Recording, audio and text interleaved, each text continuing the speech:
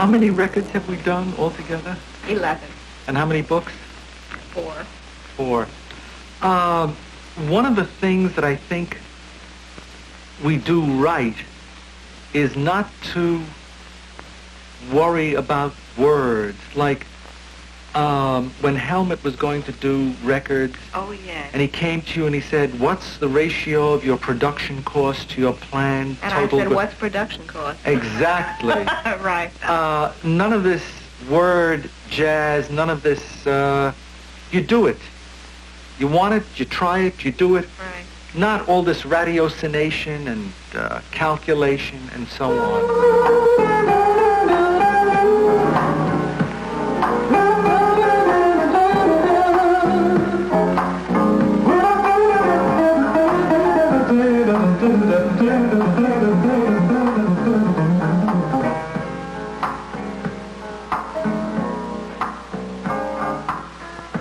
Are we really happy here with this lonely game we play?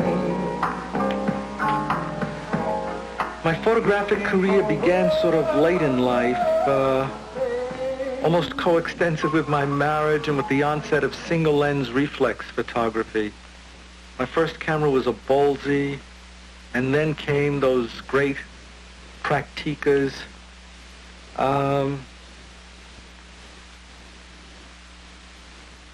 Then came an awareness of nature a few years later, and one of my permanent themes, the winter tree. I suspect I was influenced by Franz Klein and a couple of other abstract artists, even though I'm not an abstract artist, but the awareness of those black brush strokes slashed across the page and seeing silhouetted against the winter sky those trees, and juggling myself to frame the proper combination of those trees, of the branches. It became a preoccupation. I found myself waiting for fall and sort of almost sighing when spring came, because there went my great motif, the winter tree. Of course, there were great subjects to be photographed in the spring, the fall, and the summer. The beauty is in the eye of the beauty maker, beauty taker, beauty creator, which he then translates to the eye of the beholder. And you can always find a motif if you have the artistic thrust inside of you. Almost no matter what the landscape or the people around you, you'll find something to correspond to the aesthetic urge.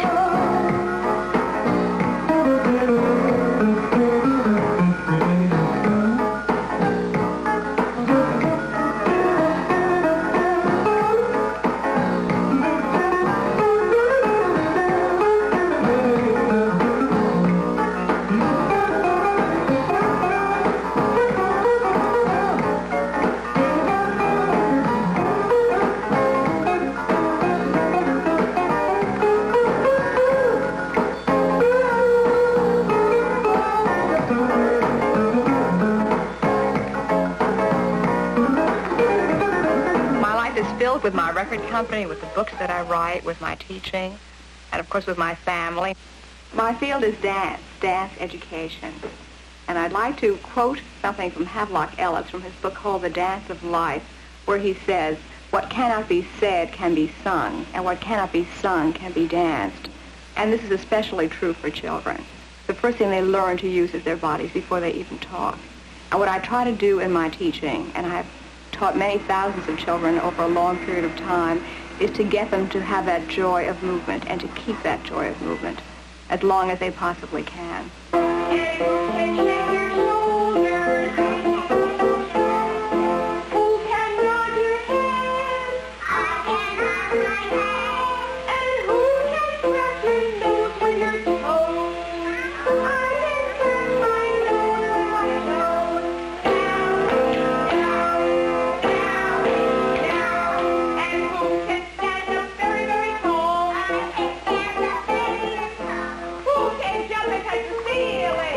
I can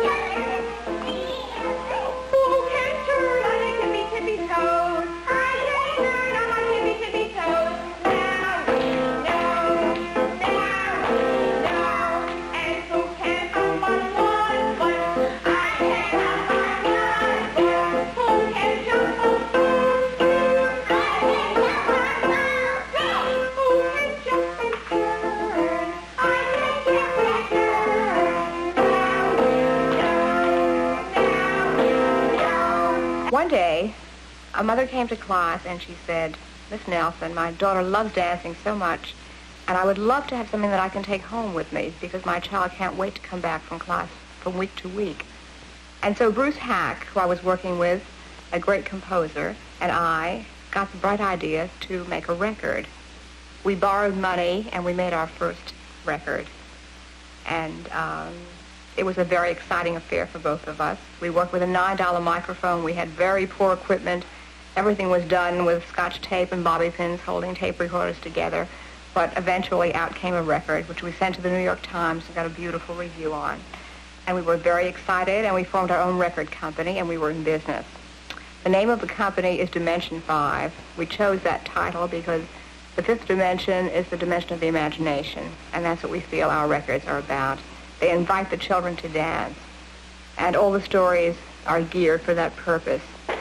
Now stretch your arms up to the sky. Lift your head up, and let's see if we can catch a star. And reach, and reach, and reach. Reach, faster, and jump up. Good. Just stick your pocket out, put your star inside, close it up, and lock it. Let's get a star for the other one. Ready, and reach, and reach, and reach, and jump up. Good. Stick your pocket out, put your star inside, close it up, and lock it. Later on, a number of years later, another mother came to class, and she watched the open class, and she said, "This is terrific. You should really write a book." And I said, "I can't write a book. I'm a dance teacher. Dance teachers don't write. In fact, they're known to be pretty illiterate. That's why they dance. That's their form of expression." And she said, "Nonsense. You can write a book." And so being vulnerable and listening to her, I did. And I wrote one book, and then I've gone on to write 3 books beyond that. The first problem is having a different ratio of what is serious and what is not serious from that of the people. Well, just having the problem of not being like all those around you is a tremendous problem. Even if there should be, like in a fairy tale, the good, ugly duckling ending that we turn into swans when we're 70 or something, still it's painful while you're the ugly duckling. While you're young, really. While you're growing and you're different.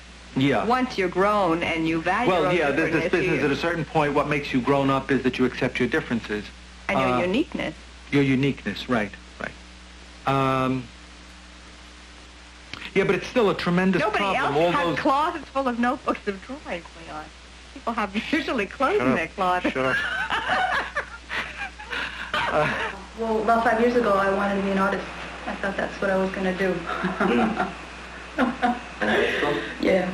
Everyone was an artist or musician, and I thought that's what I lived in New York, so of course I was going to be an artist. And then I moved out of New York and discovered all these other things, you know. I lived in Arizona and got into farming, so that was really fun.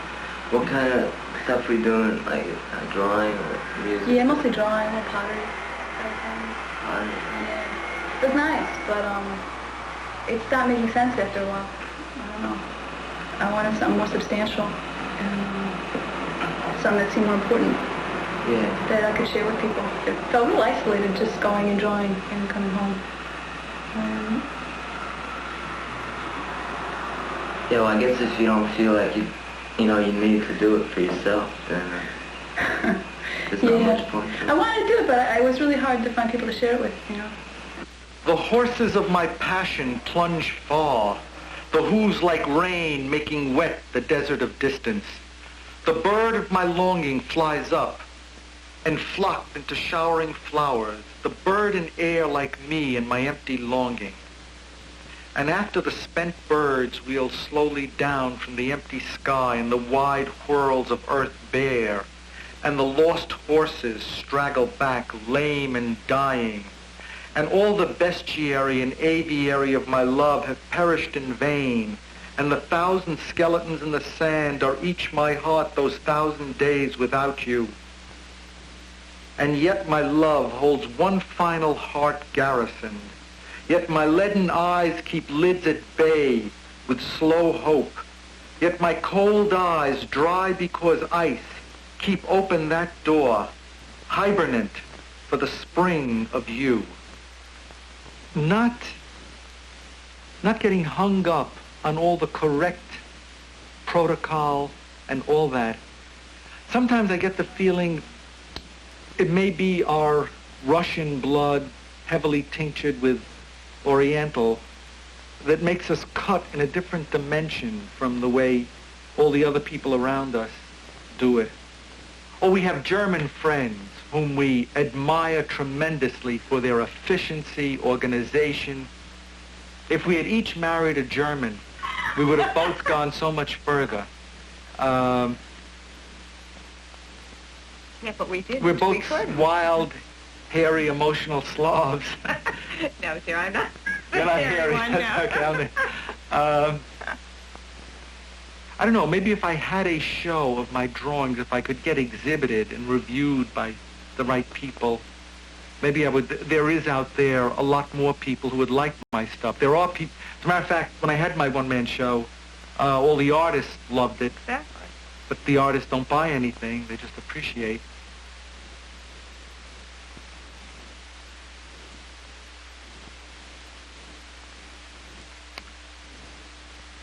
Long before photography, I had been drawing all my life, sort of sporadically, erratically. I was most taken with a school that I guess I would call the German Expressionists. And I feel myself to be one of them. Something about what I call the apprehension of life of that era, that school, is the way I see life and feel it and want to render it.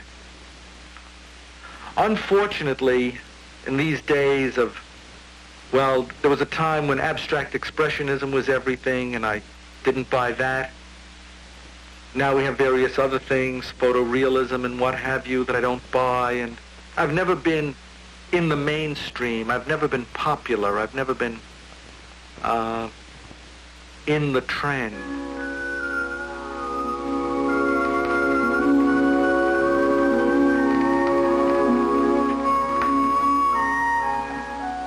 As whims, moods, and fate seizes me, I do what happens. I think having a camera works against drawing. That is, having the camera, the ease of getting a completed picture with a snap of the shutter, works against the laborious business of taking out the pen and ink or the pencil and the pad and making the drawing.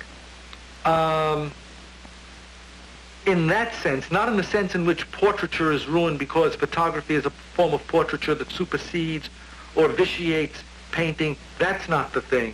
The thing is, though, that once you get into photography, the speedy reward, the finished product so quickly and so easily, relatively speaking, tends to take away from one's art making.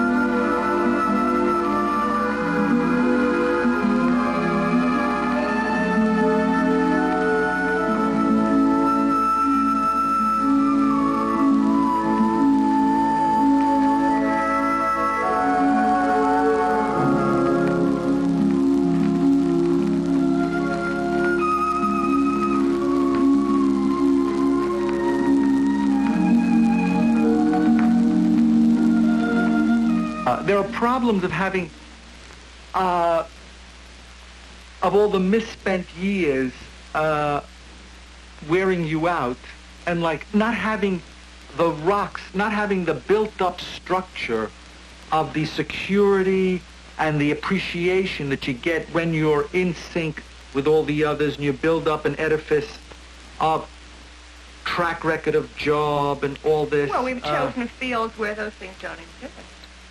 Yeah, and I think I've always chosen to, like, move on to something if I felt like it, instead of building up the sinecure, the niche. We both have done that. A niche is a cliche. A niche is a cliche. We've done things that we've enjoyed, and unfortunately, they're not the kind of things that one is. Yeah, but then you lose a lot of enjoyment because you don't get all those financial rewards. You can't do all the other. You can't have everything. We try. You want to, but... Yes, we're still trying to have everything, yes. That's it. Then there's also the problem of the lousy culture. The soggy civilization with its poor aesthetic. Yeah, but there are people who appreciate this, right? Yeah, but we don't find... There's always a problem of finding your friends, lovers, and audience.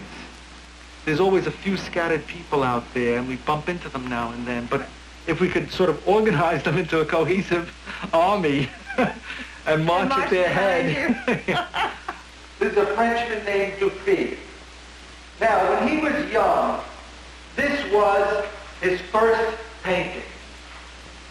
What are the colors in this painting? Brown, tan, black, white, dirty white, grayish white. Yeah. This is his painting in the year,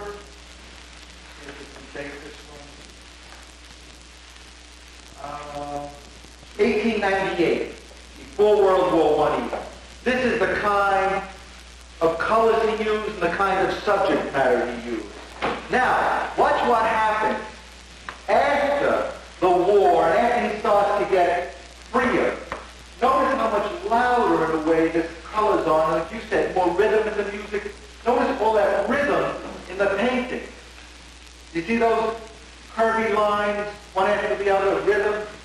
And now notice he gets freer and brighter, much more rhythm again. This is somebody in an orchestra, most of the empty orchestra seats. But notice how everything is higher, what we call a higher key, brighter colors, and lighter. Very different from the browns, the blacks. He doesn't use brown, but everything now is brighter yellow, bright blue. So that's a way in which we've changed. A big way in which we've changed. Look at that. You'd never get an old-fashioned painter painting something like that. He does it light and loose instead of careful and heavy and slow. One of my problems is forgetfulness, which in a way I think is great because you wash out so much junk. If you didn't wash out all that daily junk, you'd have no room for new inspirations, new passions. Like, you know, if you stay married to yesterday, you can't have a fling with today. Yeah, but then I have to do all the realistic remembering, right? Darling, which is you? You don't get me doing this? No, cut that out. Signal taken. Yeah. There's also this business of realizing things awfully late in life, of having a long growing period or a long mistake period. How did the others know, by the way? That's a great question. Well, probably from our parental backgrounds, we got fixations and notions that were very difficult. Even though experience contradicted them, we contradicted the experience instead of discarding the rigid notions we had, and so wound up clinging so long to all those other attitudes, postures, what have you. But we've had fun. Yeah, a lot of pain. Well, so does everybody else. Sometimes the fun is pain and the pain is fun, yeah. And we're still young. Many people Well, our I age think, are oh not yeah, young. yeah. I think it was Shaw or somebody who said, I'm so glad I don't have all my achievements behind me. In a certain way, yeah. It's like the happiness of the poor Hindu thinking there's reincarnation. Instead of, I'm happy in a sense because I still think my day will come. But instead of it being in another lifetime, it'll be just late in this life. There's a Russian proverb, better in the evening than never, better late than never. So I think that sort of gives us a hopeful outlook. I don't know why that reminds me of that thing I got just before, that violence is the ultimate form of rudeness when we're discussing Hoffa's quip, quote, rudeness is a weak man's idea of strength. And violence is the ultimate form of rudeness, I guess. What does that connect to? There's a higher connection you can't see. It doesn't seem like, it's like poetry, it connects even if you can't see it. Okay. Your cock is the necessary dagger. I am already wounded and waiting, and bleed a pale blood, anticipating. I lay on the rumpled altar, and you make ministrations upon my body, invoking the gods who hear and come, rising brittle in my nipples, hot and floody below. Fully armed and foredoomed, your phallus blindly butts and blunts and blunders in, ballooning in the billowing, and we both swim madly together, drowning, apart, each saving himself, each going for an opposite shore. Reached, and there, beached, bushed, we, far strangers, all that wrath and wealth of water width against us, far strangers, drying out now. We turn from the water where we met, wet, and each go inland, out. Yeah, like the connection, like, I'm always trying to connect. There's a famous phrase, only connect. I think it was E.M. Forster, only connect. I don't know whether he meant with people. I don't think he meant his, I think he meant if you truly connect with the other, you know, then like it's all right. The trouble with life is all the disconnection or malconnection. Well, we're lucky that we can connect with each other and with our children. And with Yeah, our but you friends. also got to connect with that world out there. That's the problem. I'm always looking for connection, but a poem is really a connection, a metaphor, an analog. Everything is really, a drawing is a connection. Life is, death is the big disconnection. Death is when they put the phrase, pull the plug, disconnect. But I'm always looking for a field theory, a kind of, like when Goethe said, an affectionate, a correct answer is like an affectionate kiss. I got this great insight. Intellect and sex are really related. They're like the two ends of the person. I wrote a poem about it.